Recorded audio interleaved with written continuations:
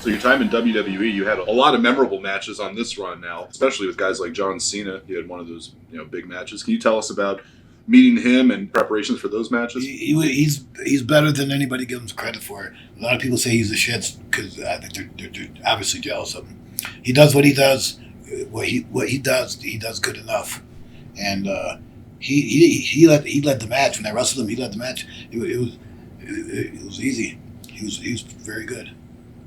And was he receptive to your style? He obviously knew who you were. Yeah, he knew what I was, and he knew what moves I was doing. He was smart to me. I believe you put him through a table too, didn't you? Yeah, that was before our match, but yeah, that was like an angle. They must have had big plans for you at this time too, because if they're putting you up again with John Cena and really building a feud, not just some one-off. Yeah, but the thing was, Vince made a remark saying you could be the Steve Austin or the Hulk Hogan of ECW, and I giggled. I went, like, who the fuck wants to do that? But I didn't know he was serious. He wanted me to be like the king of ECW who didn't wrestle much, which I didn't understand at the time. I understand it now. But I thought it sounded too corny to be the Steve Austin or the Hulk Hogan of ECW. That sounds so corny.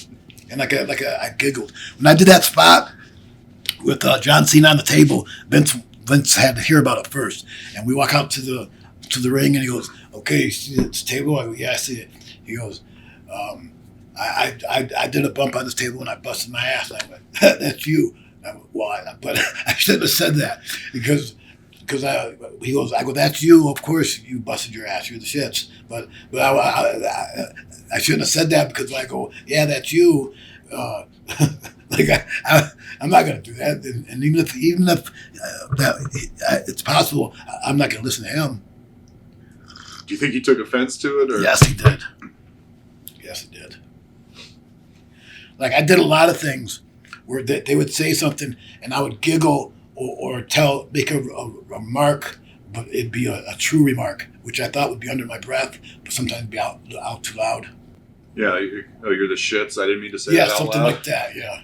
The plan was to build ECW and Sabu to be the way he was in ECW back in the day, and everybody kind of doing their own thing the way we did it before, but we'll just do it a little better.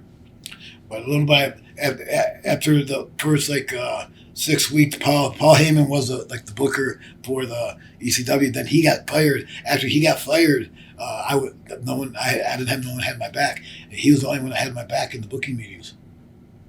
So without having someone to go to bat for you, well, the thing was, I didn't have anybody say, "Hey, have Sabu do this," or "Hey, have Sabu do that." Instead, they'll say, "We need somebody to do this. Well, we'll have Sabu do it." And it would be like, we need someone to get somebody over, and we'll have Sabu do it. Of course. But it was wrong because I wasn't passing the torch; they were yanking it. They were just taking it from you. Ripping it out of my hands. They didn't give me a chance to pass the torch. I would have been gladly.